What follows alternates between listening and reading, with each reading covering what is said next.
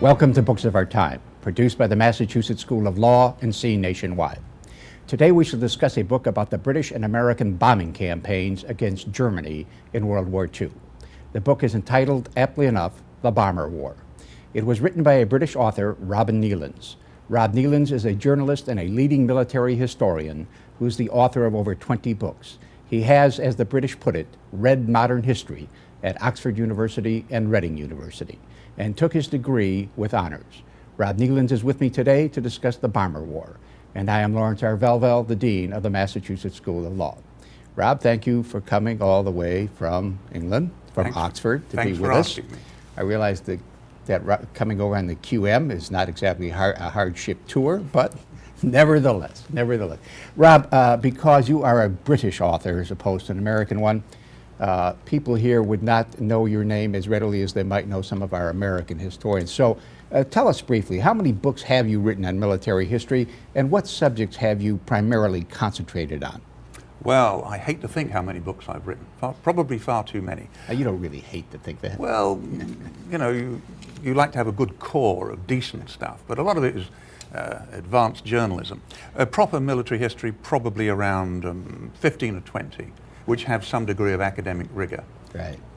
These are the ones I would put forward, including the Bomber War. Yeah, and you have focused most importantly, have you not, on World Wars I and II. Probably have written a little more about World War II than World War I, but have written some fine stuff on World War I. Is that basically accurate? Yes, it is. I like both subjects. I've also written books on medieval history, which if I had my chance, I would only write about. I like medieval history. I'm a romantic, you know. I like knights in armor and castles and ladies in tall hats. But there's not a big market for that. So mostly it's about the Second World War and the First World War. Right, like the Waverly Chronicles or what? Stuff like that. Yes, okay. Yeah. Now, Rob, if somebody wanted to get a list of your books and or to order some of them, which have been published in the United States, and where would one write? Or whom would one contact to get your books in the United States? Well, any bookshop should be able to flash up on the screen in their shop a list of books available in the USA. But of course, the biggest of all is Amazon. Yeah. So if you put Robin Neilands into Amazon, up will come a complete list of titles. They can get them that way. Okay. And please do. I'd be very grateful. I'm sure. Truly. No, I'm not being sarcastic. Absolutely. Rob, you have a very unusual professional and educational background. I should say for the audience that I first met you at Oxford in a week-long course where you were the tutor for, I think it was 12 of us, 10 or 11 of whom were Americans. So that's how we know. That's how I know you, and I was exposed a little bit to the uniqueness of your professional educational background. You got your degree, actually, as I understand it, when you were already in about your 60s. Explain this just a little bit. Well, I have no formal education until I got up to be 60. And what happened was I'd always felt that I should have gone to university. I left school at 14. I had no exams at all. I went into the service. I was a professional soldier. And then I sort of did different jobs, ending up in journalism. But I've always had a great interest in history. But I felt writing books on history, I was skating on ever thinner ice because I had no professional training as a historian. And then one day when I was in fact, I was in hospital, quite seriously ill, and my wife collected a pamphlet from Oxford which said, if you can convince us that you can maintain study at degree level, there's a place for you at Oxford University and you don't have to have any prior qualifications. So I filled in the form and we sent it into the hospital, into the university. When I got out of hospital, I went up there for an interview and lo and behold, I got a place. Yep. Tell people that classic story about the woman who was going to be your tutor and what was said to you by one of the other interviewers. Yes, well, I went up for this interview and hung about in the reception area till this lady came to collect me. And we got off to a very bad start because I opened a door for her and she said, no, you mustn't open doors. We don't hold with sexist behavior in this university. So I said, well, it's not sexist behavior, it just so happens that you know the way to where we're going and I do not. Perhaps you would care to lead on. And so that didn't go down too well. And it was worse when she went into this room leading me like a sheep and went behind the desk and said, I'm going to be one of your tutors if you get a place here. So I thought, well, that's rather serious. And then it got even more embarrassing because there were three in this panel of interviewers. He said, it's a rather unusual name, Neelands. Are you the Robin Neelands that writes the books? So I said, well, I do write books. And he said, yes, well. And he reached under the desk and pulled out 3 of my books and asked me to sign them, which again was a bit embarrassing. But anyway, I got a place, But and I will never... know, it is such a classic story. They're interviewing somebody to determine whether they will permit the person to enter their university, and the first thing that happens is, would you please sign my copies of your books? Well, it's a classic. It's a bit unusual. Yeah. And it was funny because the third interviewer said, why are you doing this? Because you're doing what most of our students want to do anyway. You're writing books about history. Yeah. And I then explained that what I was seeking at university was a degree of academic rigor. Yeah. I wanted to learn how to study history rather than just read it. I wanted to find the lessons, to do the research particularly. And that's what they taught me over a period of 5 years, and I'm very grateful to them. Yeah. Rob, you wrote The Bomber War, immediately succeeding your book, The Great War Generals on the Western Front. Why did you write this particular book, The Bomber Wars, after you finished Great War Generals on the Western Front? Well, we have to talk about the Great War Generals. I'm a myth buster. If I have a niche in the field of history, it's as a myth buster. I look at common beliefs, popular beliefs, and I try and find out if there's any truth in them, and if so, how much, and how was this conclusion arrived at. Now, in the UK, in Britain, about the First World War generals, the general public believed that they were, without exception, a bunch of callous, incompetent cavalry officers who sent a whole generation of young men, mostly poets, up to the Western Front where there could be machine guns. Right. And I don't believe that. I don't believe that. If that were true, we'd have had to select generals on the basis that they were both callous and incompetent. Not to mention your private soldiers. 2 million poets is a lot. All those poets, exactly. What a loss. Now, that book went down fairly well. It was a big, fat book and went down fairly well. And so in the Second War, I looked for someone who was being similarly regarded or traduced. And it didn't take too long to chance on Arthur Harris and the pilots of RAF Bomber Command, who in the UK are, I won't say by the general public, but by a section of the general public, as war criminals. That this bomber campaign went too far. It was an assault on the German civilian population, which went beyond the bounds of reason and straight into the area of criminality, which again, I don't believe. Yep. Rob, as you know, I don't really recollect hearing in the United States the level of criticism of our bomber offensive, either against Germany or against Japan, that you speak of in the UK. Why do you think? For what reason? What reason might there be? Why people? There seems to be a segment of the public that is so much more antagonistic to it in the UK than in the United States. Well, first of all, we do have a sort of inbuilt flaw, I think, in the British character, a desire for sackcloth and ashes.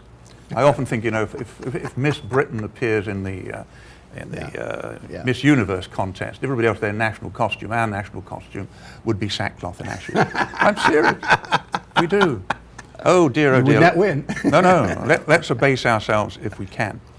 It's a sort of guilt complex, and it seems to hang over our society. The difference is that if you subject this to historical analysis and academic rigor, you find out that there's no reason for it. But even so, that is what people prefer.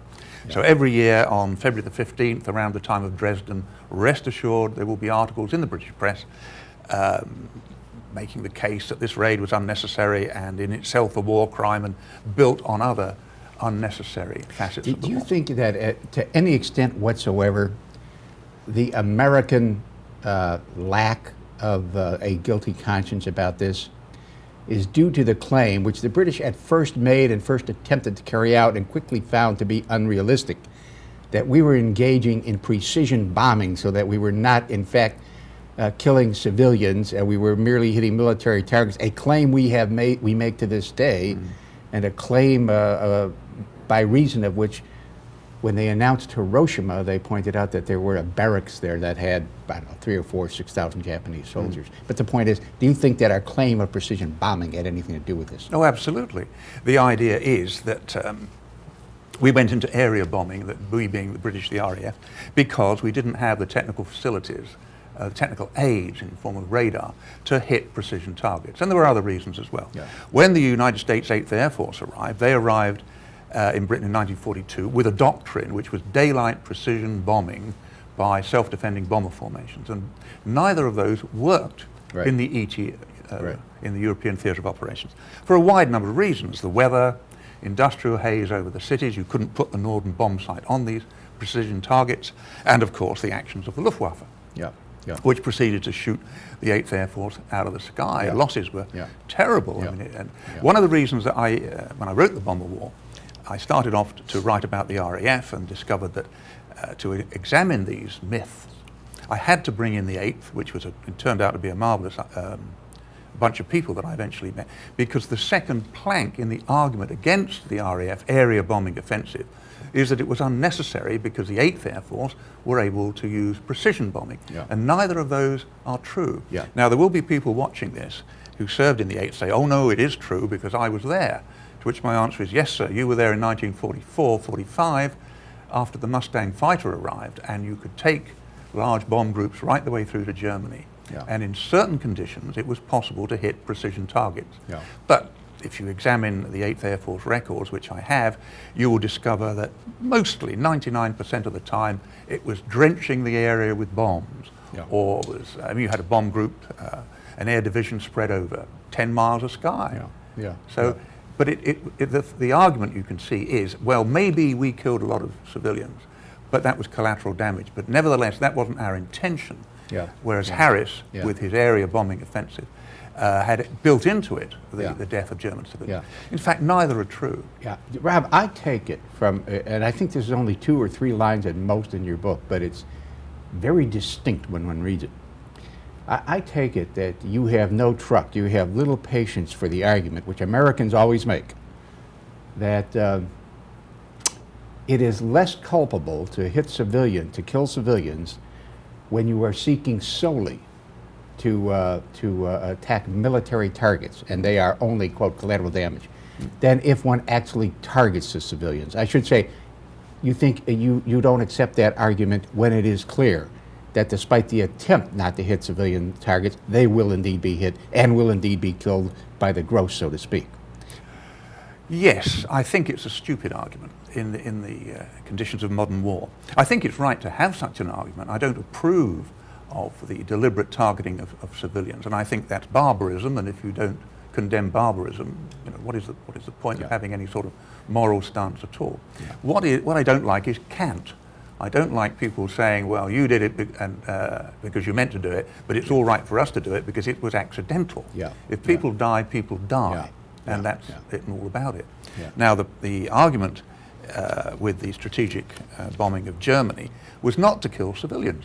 Arthur Harris never attacked civilian centers. Heidelberg didn't get hit, Bonn didn't get hit. We didn't hit dormitory towns. Had we been going out of our way to kill civilians, which is being alleged by certain German historians, we wouldn't have wasted our time trying to hit Mannheim and Ludwigshafen and the Ruhr and all the other industrial cities of Germany. But if you bomb cities, you will inevitably kill civilian workers. The one can't function without the other. No. But I've been through the Bomber Command War Diaries from September the 3rd, 1939, till the end of the war. There is only one instance where the civilian workers were deliberately targeted, and that was at Peenemünde, the raid on Peenemünde, the German rocket factory, for the good and obvious reason that without those technicians and those scientists and those draftsmen and all the rest of it, those rockets could not have been built. Yeah, yeah. And unfortunately, or fortunately, depending on how you look at it, they missed a whole slew of them, starting with Werner von Braun and on down. Some worked for the Americans, some worked for the British, some worked for the Russians, and they built all the rockets. Exactly. As Tom Lehrer used to say, it's not my department. I just send them up. It's not my department where they come down, says Werner von Braun. Explain, if you will, because I want to get into something that is still true unto this day, I believe. Explain, what, if you will, Rob, what the so-called bomber dream was. The bomber dream. Well, the bomber dream, in a way, it was a mid-20th century extension of the justification for nuclear weapons, that it would make war impossible. that thanks to the creation of this device, the bomber, war would become impossible in civilized societies because it would kill civilians or even worse, politicians. And we can't have that, can we? And there were various manifestations of the bomber dream, how it might be applied. In the case of Britain, it was to create a strategic bomber force which would make land warfare either unnecessary or unprofitable. That was Harris's belief. Yeah. And you had it here in the United States with people like Billy Mitchell, Yeah. who said, let's get rid of the Navy. The bomber dream will see that the coasts of the United States, the only areas open to attack, will be covered by Can I bombers. interrupt you for just a minute? The bomber dream had its less maximal and its more maximal positions. The more maximal one was that it would make war unthinkable. The less maximal one was that it would make land war unnecessary. We would defeat Germany without need of a land war. This played into the psyche of the British public because of the horrendous impact on that psyche of World War I, did it not? It certainly did. World War I has still reverberations in British society. It basically destroyed us as a progressive a society that was advancing into an improving world. It stopped us in our tracks. It killed an awful lot of important people. Yeah. And I remember when we started, Rob, before even the first day, and you took the class to see the names engraved on the wall at Oxford, at Christ Church, of the dead from Christ Church in World Wars I and II. And Christ Church, like all Oxford and Cambridge, was the font of the ruling class of society, one might say. That's right. And these were just gigantic lists of names. A whole generation of leaders you could see wiped out. The same would have been true at Cambridge. Yeah. Rob, do you think that the bomber dream can exist today? Our leaders tell us. That in Kosovo, we're not going to kill civilians. We're going to wipe out their tanks. We're going to wipe out their airplanes if they have any, and we're going to wipe out some of their industry. That'll be that. Our leaders tell we're going to wipe out all of Saddam Hussein's infrastructure, his utilities, his this, that. Everything will be over, and that was true both in the Gulf War I and Gulf War II. What's your opinion of the extent to which this kind of thing, A, represents the bomber dream, and B, is realistic today as opposed to the 1940s? Well, I don't think it's realistic. I don't think there's any evidence to support the idea that there's a bomber dream today or any universal cure for the current problems we continually get involved in. In fact, I went to Kosovo about 3 or 4 years ago, just after the campaign, when we'd heard this account of the Air Force had wiped out the Serbian tanks. And I think when I was there, they just destroyed hundreds of them hundreds, on the yes. ground. Yeah. Well, they destroyed 5. Right. So I don't know where this magic figure of hundreds of tanks. There weren't hundreds of tanks there to be destroyed. And there was a certain amount of damage on the ground. I remember there was a bridge which they claimed had been destroyed, and in fact it hadn't been destroyed, but it was unsafe to roll a tank over it. And there was a certain amount of damage in Pristina, in the capital, from bombing. But by and large, it looked as if the bombing had more scratched the surface of the land rather than carried out the massive interdiction we'd all been told about. Are we still killing civilians to the extent that we killed them in World War II? No, not at all. One, we don't use the air weapon like we did in World War II. It's a more scientific weapon. We have guided bombs and radar directed and all the rest of it, provided you can see the target. Same old problem. If you can't see the target and get the graticule on it or whatever they use today, you're not going to hit that target. And they use global positioning systems where so you know exactly. Unfortunately, if you don't know that it's the Chinese embassy rather than what you thought it was, that. And in Iraq, we killed a few hundred people in some kind of underground shelter. Explain it. You made a comment there. We don't have the same type of. We had armadas, air armadas in World War II. Why don't you explain that just a little bit? Well, the first thing that was necessary was to create a viable bomber force, and the various nations created different types of bomber force. Hitler and, to a certain extent, the Italians created a tactical bombing force that would operate with the army. And his idea was to get round the problems of the Great War, where the armies had great size and great weight, but lacked mobility. The war was not fluid.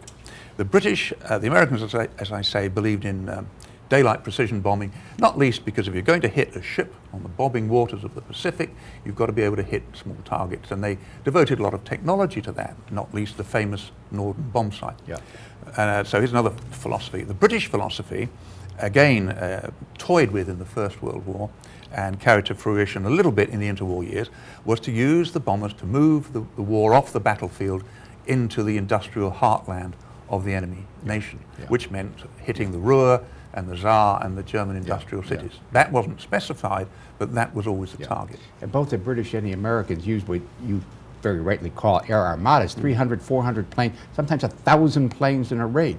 This has got to be phenomenal to be on the receiving end, on the ground, even if you're underground or something. 1,000 planes coming over, and each one dropping somewhere between 3 and 6 tons of bombs, I guess.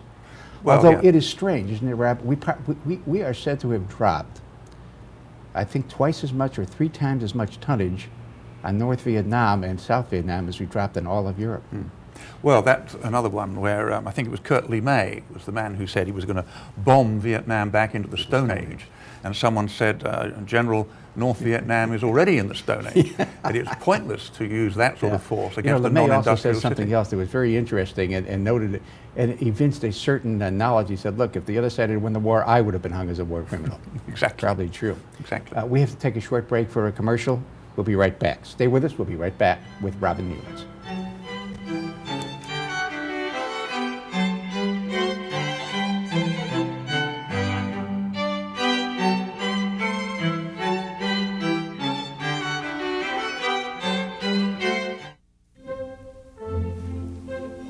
Two words for you. Pop quiz. Ready? Name any funny movie. A drama. Name a mystery. And one more thing. Name the movie your kids saw today in science class. Know what really matters. Know about your kid's school. And know about your kid. Find out 100 ways to know more, do more. Can I ask a few questions about the apartment on Park Street? What was your name? My name is Juan Hernandez. It's been rented. Hello, my name is Sanjay Kumar. I am calling about the apartment on Park Street. It just rented. My name is Tyrone Washington. I'm calling about the apartment for rent on Park Street. It's not available. I use a wheelchair and... It's gone. Hello, my name is Graham Wellington. I'm calling about the apartment for rent on Park Street. Is that still available? Yes, it is. Oh, it is? Housing discrimination is illegal. If you think you've been a victim, call us. You know, I was there when Dr. King shared his dream with the world. I have a dream today. And I was there when we launched men to the moon. Liftoff. I was even there when Mark McGuire broke the home run record. Yep, I've seen a lot in my day. Thanks to television, of course.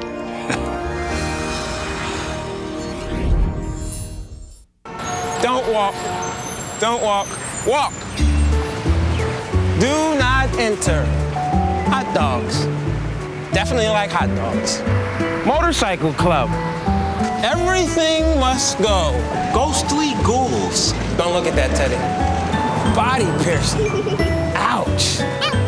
Everyday moments can become teaching moments because learning starts long before school does. Give your child the start they need at bornlearning.org.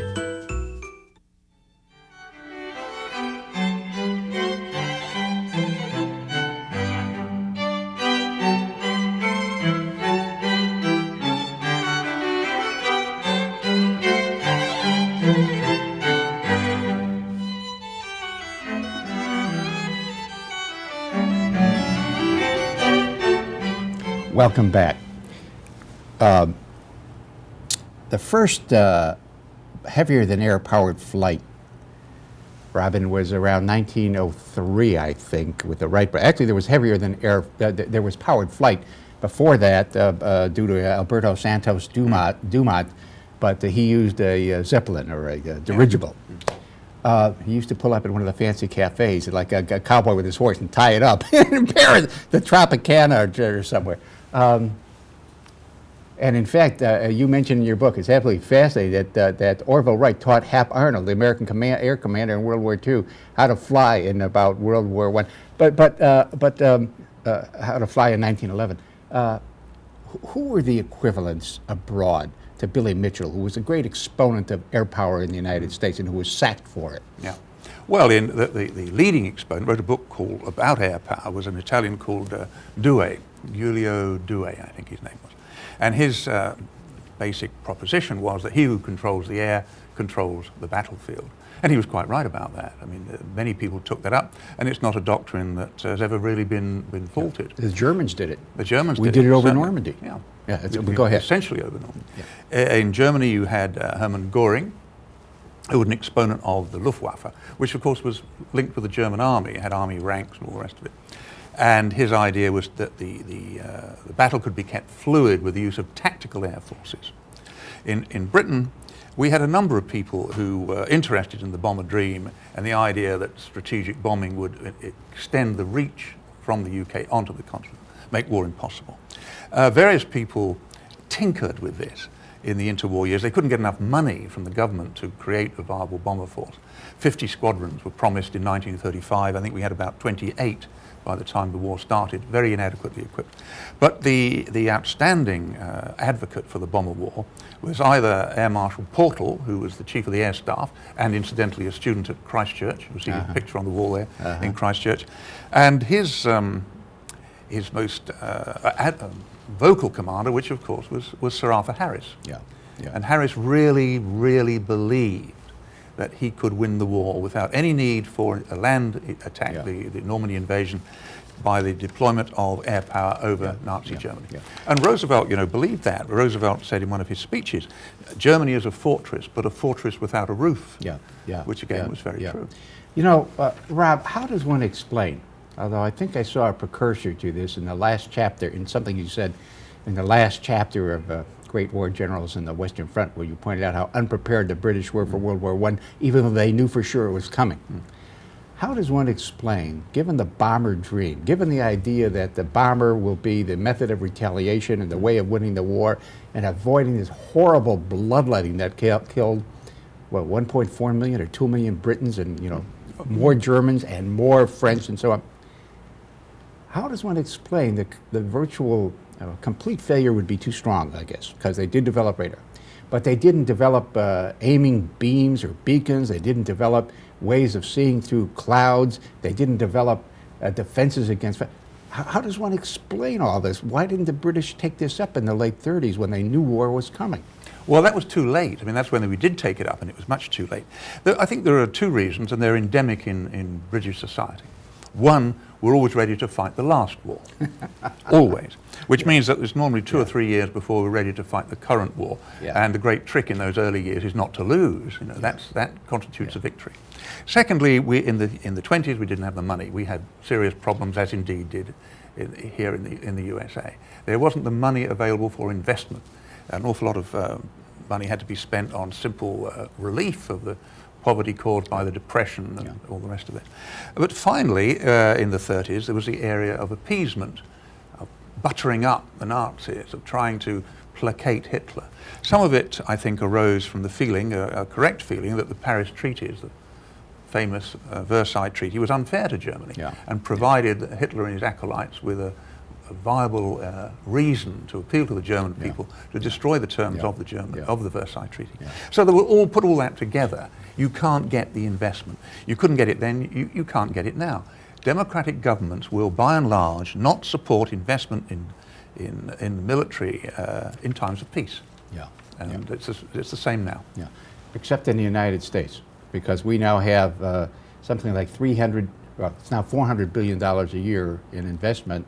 And depending on on whom one listens to, our military spending every year is larger than either every other country in the world put together, or at least the next 20 put together. So we are one of the first democracies ever, I guess, that has heavily invested in the military during times of peace, which is going to be the subject of one of my next shows, but be that as it may. The Germans did invest, did they not, in the air arm, but it was basically a tactical blitzkrieg air arm. It was. The idea was that tank forces and the Luftwaffe would work together as a team. When the armies advance, they run into an obstacle. The Luftwaffe is summoned to destroy this obstacle, and they keep rolling on, keep the battle fluid.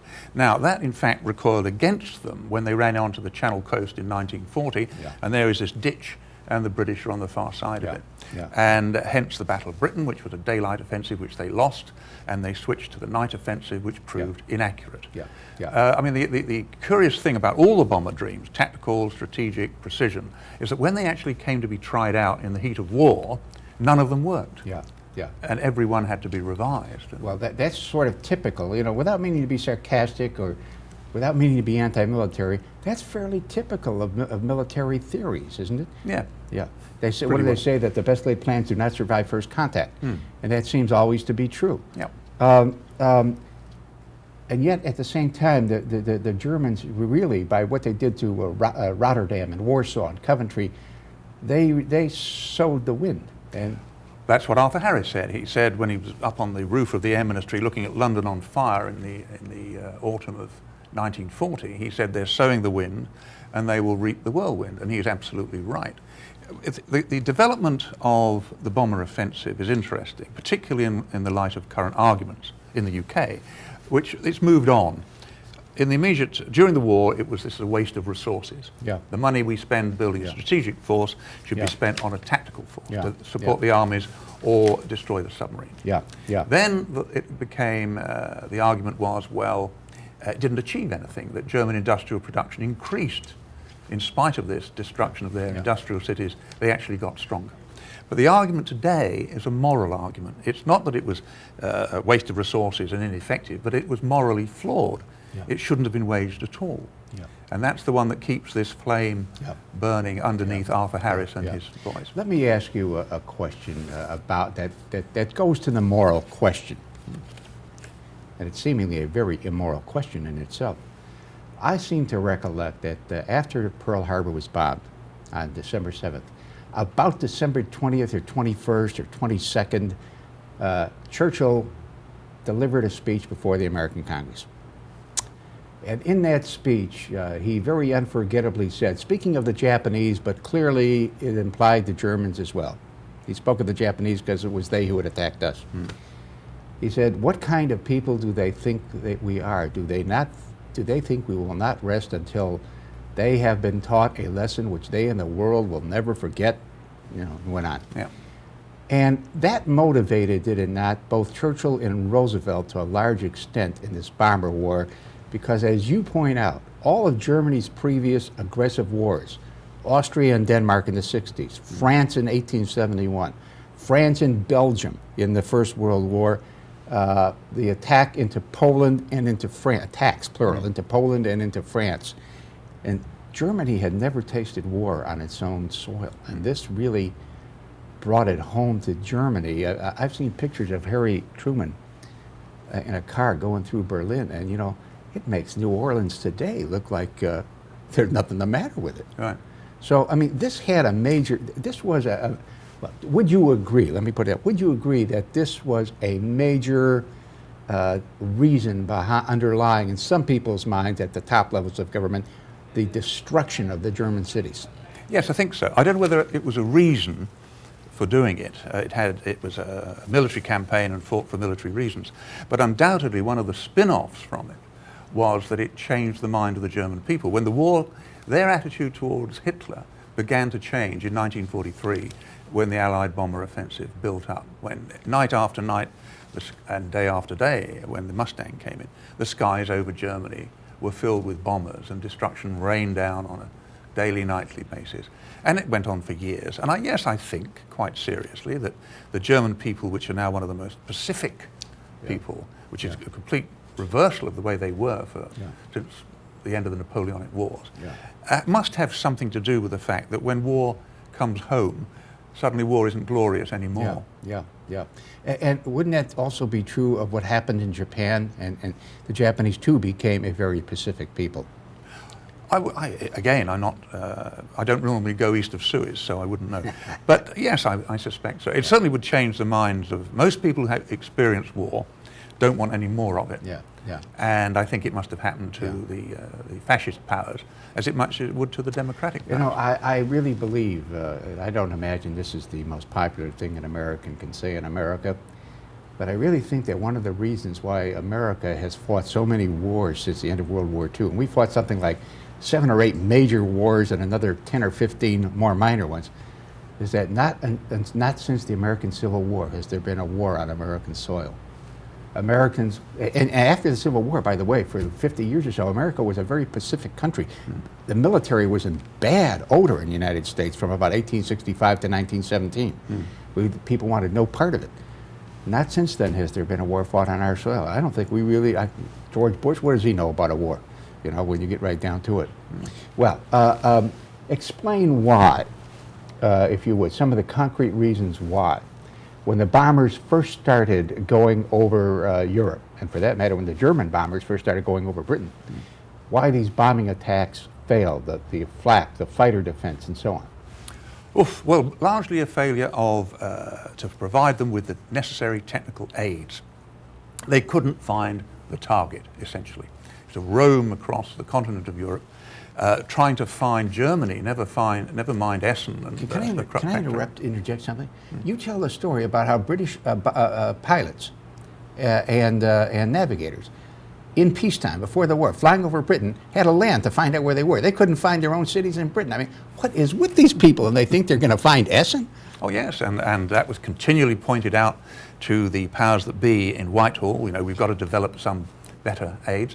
They didn't often land. What they would do is fly. It was called flying by Bradshaw. Bradshaw being the railway guy. That you'd fly down, and with your binoculars, you would say, "Ah, that's Birmingham. Okay, well, Coventry is back there somewhere, and if we keep going north, then that must be Manchester." And there I give a number of accounts of how bombing exercises fell apart because the bombers simply got lost. And that went on frequently through to about end of 42 anyway, when we, the RAF, began to get the necessary technical aids. But it was a disaster. We had a report published at the end of 1941, the famous Butt report. A civil servant called Mr. Butt was invited to examine the results of RAF bombing operations, and came up with the conclusion that on a good night, with any luck, the average bomber dropped his bombs within 5 miles of the target, and progressively further away as the night became less attractive. It was quite interesting when I wrote the book. I went to Germany with the Bomber Command War Diaries in one hand, and would go to the archives in Cologne and Ludwigshafen, Mannheim, other cities, and say, okay, it says here on such and such a night, there's bombers attack, fires widespread, and what have you got? And they would produce the police president's report and said, chicken shed hit on outskirts of city, no other damage reported. You know, and then you point out that the flak was extraordinarily heavy. That the bombers, before the P-51 came in, which could accompany the bombers all the way to the target, they were getting shot down like crazy by the fighters. And the thing that it's just so fascinating to see, because we repeated it in Vietnam in a different genre, so to speak, is that the bombers would report that they shot down, for example, if you give it 50 German fighters, that the Germans had 2 fighters shot down. It was like the Vietnam body count. It wasn't completely phony. So we had to explain why the Americans thought that they would be able to ward off the swarms of German fighters. Well, they had created a bomber force to do just that. I mean, it was self-defending, because no fighter then in service in the start of the war could accompany the bombers all the way to the target and all the way back. It was necessary for a bomber formation to defend themselves. And they did this by filling them with gunners. You know, top gunner, rear gunner, belly gunner, forward gunner, waist gunner. 11 and 12 machine guns in an airplane. Well, and then they would fly in very tight, self-defending formations. But when the United States entered the war and bombers started to fly across to Britain, a few of those bombers missed Britain and landed on the continent. They landed at Schiphol. They were lost. So the Germans rapidly acquired, I don't know how many, but several B-17s. B-17E, the one without the chin turret. So they took it off and they flew it around, and the Luftwaffe pilots discovered that the best way to attack these bomber formations was head-on. The machine guns were designed to protect to the flank and to the rear, but if you attacked head-on from 12 o'clock high up there with cannon, you would, one, kill the pilots, and you would break up the bomber formation, and you could pick off individual bombers one by one. It took a lot of nerve, but Luftwaffe pilots were not short of nerve. And that's what they did. And then ultimately, they also started from what we would call 6 o'clock low, because there right. was another undefended area. That's right. Well, you had the belly time. Yeah. Yeah. You know, people don't realize, I think, Rob, how fantastically dangerous it was to be to fly in a bomber in World War II. What were some of the statistics, if you remember them, on the losses in the RAF and in the United States 8th Air Force? In the RAF Bomber Command, the losses were 55%. 55%. Yeah. There were about 100,000 air crew, and 51,000 were killed. Wow. Then another 7,000 were killed in training, and a lot more were shot down and captured. About 7,000 were captured. Yeah. In the 8th Air Force, losses, I'm not fully up to speed on those. I think it averaged out at about 28%. Yeah, it's a shorter war. And the 8th Air Force was only in action about half the time the RAF, so on a per year basis, you know, and they would lose 8 and 10 and sometimes 19 and 20% of a bombing armada on a given night. Yeah. And 3 and 4% was considered acceptable. Well, hey, 4%, if you have 25 missions, your number's up. Well, yeah, and the RAF had 30 missions in the first tour. Then you'd have 6 months off. Then you go back for another 30 missions. Yeah. Your chances of surviving were quite small. Yeah, and the Americans finally, because they were losing men, pilots and so forth, they increased it from 25 missions to 35 missions. So if somebody got killed in the 32nd mission, well, that's just a casualty of the increase, I guess. We have to take another break. We'll be right back. Stay with us. We'll be right back with more from Robin Newlands.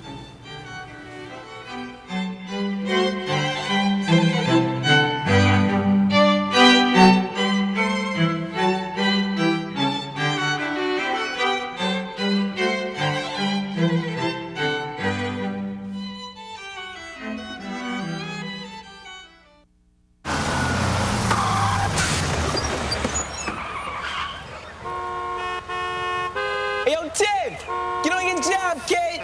We got school, yo. I see you in the window, man. You want me to do? I got the bus here, man. I got connections. We holding up traffic. Let's go. I'm not letting you waste your life like that, yeah.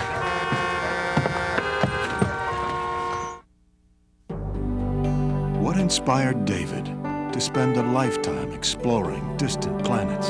Star Trek.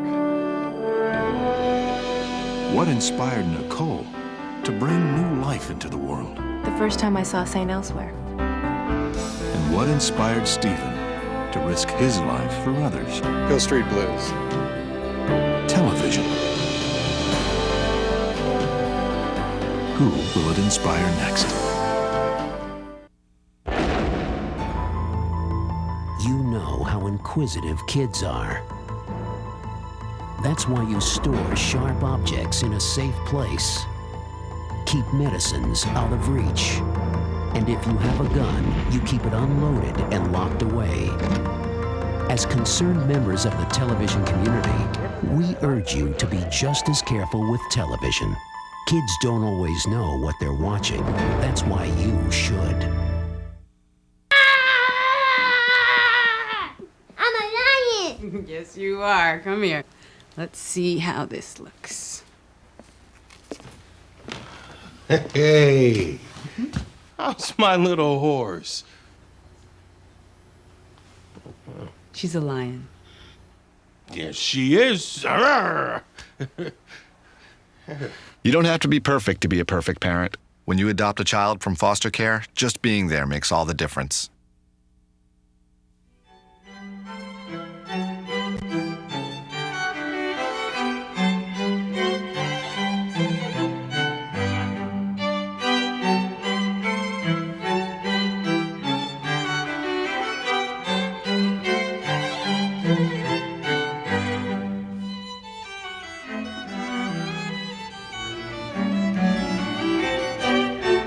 Rob, you were saying during the intermission, I just want to point out to people, that apparently the only service that had a greater loss than RAF Bomber Command were the Nazi U-boat Command with a loss of 90%. Yep.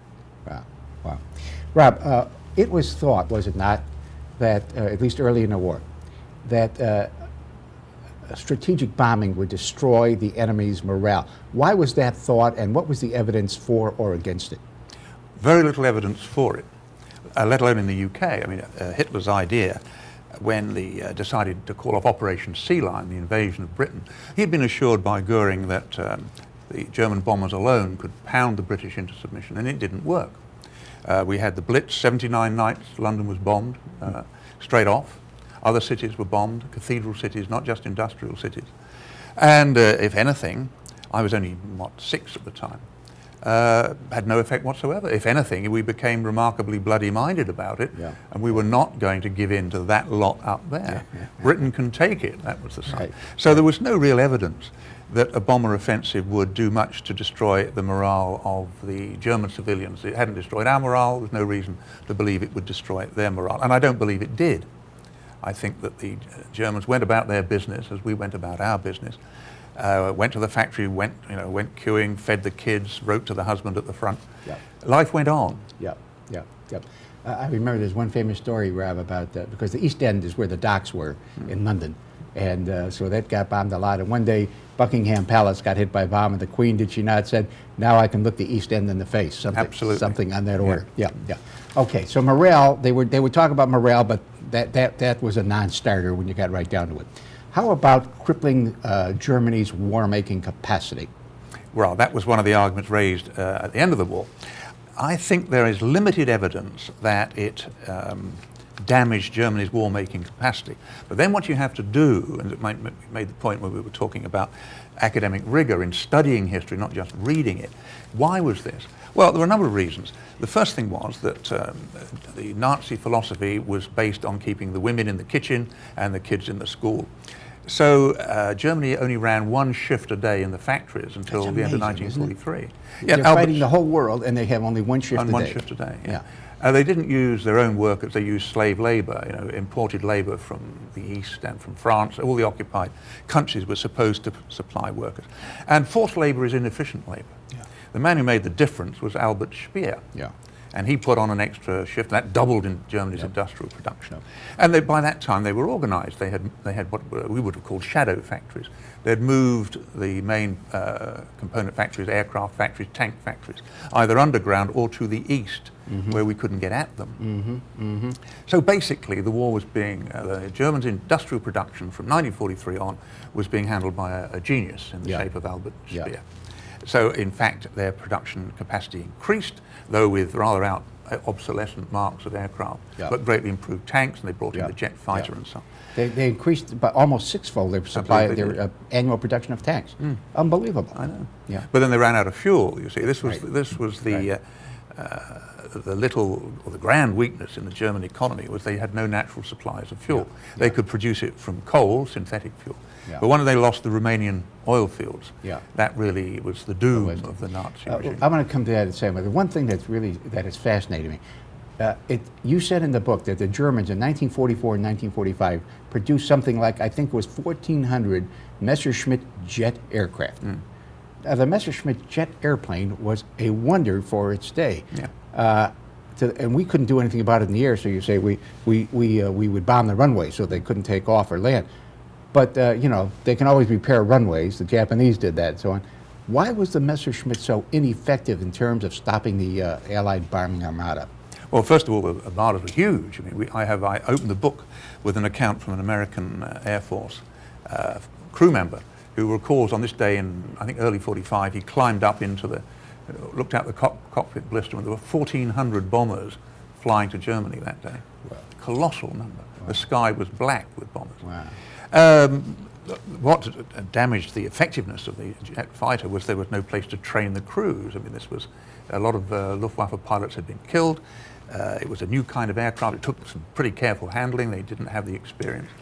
They'd lost the war. It came too late. And Hitler mucked about with the development of the Me-262, and prevented. He wanted a bomber.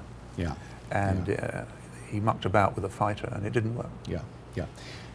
Rob, was one purpose served by the strategic bombing campaign to buck up the morale of the British public and to buck up the morale, as it were, of the Russians?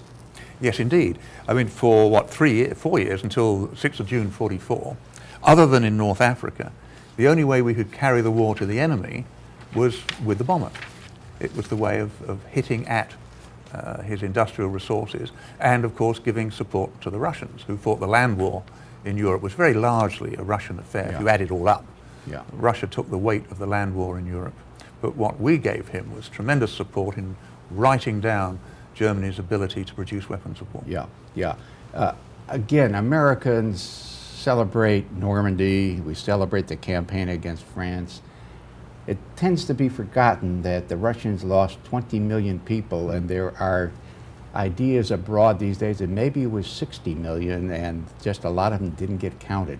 And that was the land war on the Eastern Front, and that's where, in terms of the land war, that's where the battle was won or lost. It was a huge grinder of German men and equipment and so forth. Incidentally, that was one of the reasons for bombing Dresden, was it not? It was. It was, again, this business, it's in the book. Yes. To look at why we bombed Dresden, why did we leave it so late. It all harks back to a request from the Russians to destroy German communication centers in Saxony and Eastern Germany, Chemnitz, Leipzig, Berlin, and Dresden. And a look at the map, you will see that the railway lines all converge on those 4 points. Yeah. And what the Russians wanted was to stop the movement of German forces from the west to the east before they crossed the River Oder and advanced into Germany. Yeah, yeah. They had something, the Germans had something like 3 or 4 million men at one point on the Eastern Front, did they not? They did, yeah. Yeah, yeah, which is far more, I think, than they ever had in the West, as far as I know. Well, the Western forces built up, but what was worrying the German High Command in 45, the time of the Dresden raid, was that they were fairly willing to give ground in the West to the reasonably civilized armies of Britain, Canada, and the United States. Yeah, yeah. But the German army, the Russian army had already raped its way across Eastern Europe, yeah, and they didn't want to happen what did happen, of course, when the Russian armies entered Germany. Yeah, yeah. In these days, for the last 5 or 10 years, a fellow, due to the efforts of a writer named Sebald, I don't know if I'm pronouncing his name right, who recently died. You know, there's this kind of reassessment going on in Germany. Well, people forgot about what we, the Germans, suffered. Hey, you know, make me bleed for you, why don't you? It's kind of the attitude of people like myself, I guess. You pointed out, I'd like you to elaborate on it. What was the role of strategic and/or tactical bombing in the last year of the war in destroying Germany's ability to make war because of destruction of oil, transportation, and so forth? Right, we have to go back a bit. At the end of 43, Arthur Harris went to see Churchill and said, in effect, if you can get me the US 8th Air Force, we will bomb Germany round the clock and we will win this war and the invasion of Europe will not be necessary. And he started on his own, without the 8th Air Force, what became known as the Battle of Berlin, which went on through the winter of 43 into 44. And until the Allied strategic bomber forces, 8th and the Bomber Command, were taken away and put under Eisenhower to prepare for the build-up of the invasion. Harris was wrong. There was no way that we were going to destroy Berlin. It's a huge city, 500 square miles. And I don't believe the argument that even if we'd been able to destroy Berlin, the Germans would have jacked it in. Yeah. I mean, it was a totalitarian state. Yeah. Hitler wasn't going to surrender, and he was a man that counted. Yeah. Anybody so it wasn't who going to taught surrender, they'd hang from a lamppost. Precisely. Yeah. So we then move on to the Normandy campaign. That was no problem. So from about the April of 44 through to the September, the strategic air forces were under Eisenhower, and it used effectively as tactical air force. Yeah.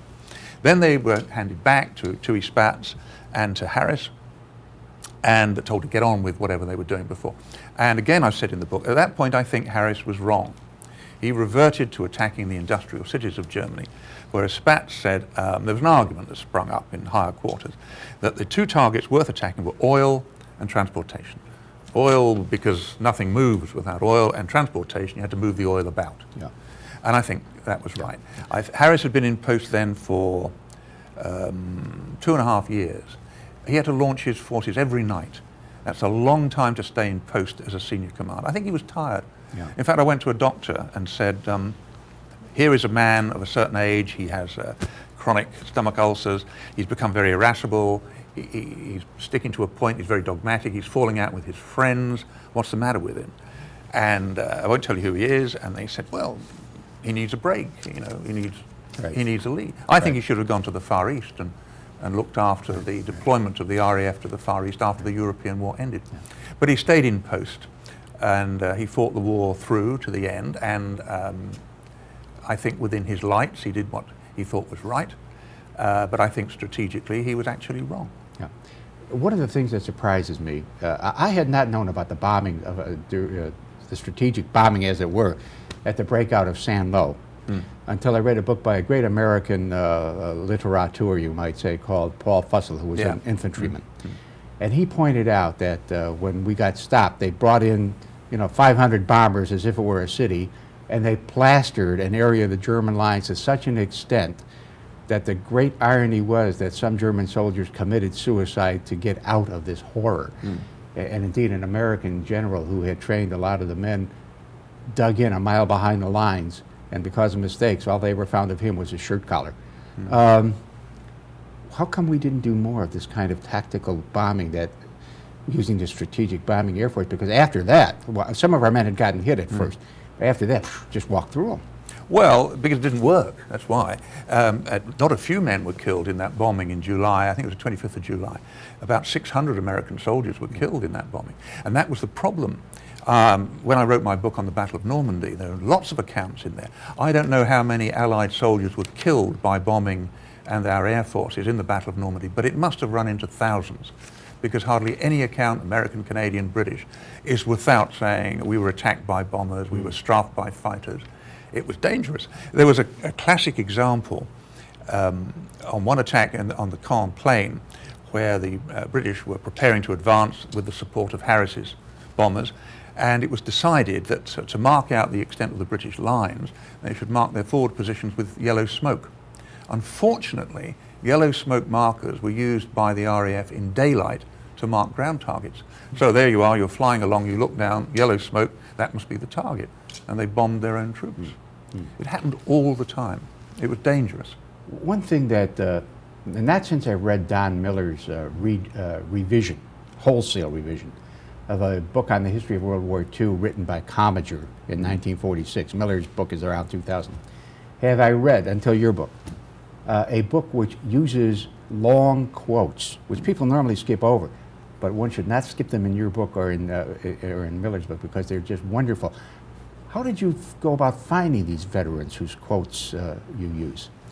I wish I could remember. It was well, Judy and I came, my wife Judy and I come to the United States every year. We love it here. And we wrote umpteen letters to veteran organizations, local newspapers. We tracked it through organizations in the UK who have links with American people. And we met some fantastic people. I mean, I'm glad you raised that, because that book is full of oral accounts, written accounts, by American 8th Air Force veterans. Also RAF guys. And RAF guys and Canadians, Australians. Even Germans, lots of Germans, when I could find them. We went to Germany to interview Luftwaffe pilots. And that's very important, because they were the guys at the sharp end. I'm not interested in the muck and bullets bit. History is only interested to me when it involves people, and particularly when it involves ordinary people. And I have to say, one of the reasons why I have become a stout advocate of Harris and the Veterans of Bomber Command is I take deep exception to a nation that can send its young men, 19, 20, 21, out to fight their wars, and 50 years later, when they're old men, turn on them and call them villains. I resent that. I won't have that. Rob, we have to wrap it up. Thank you for coming. I hope you hope you have a good trip back on the QM. We're looking forward to it. Thanks for asking me. In the old days, it used to be the QE2. Now it's the QM. QM2, yeah. We love it. To the audience, be with us again for the next installment of Books of Our Time.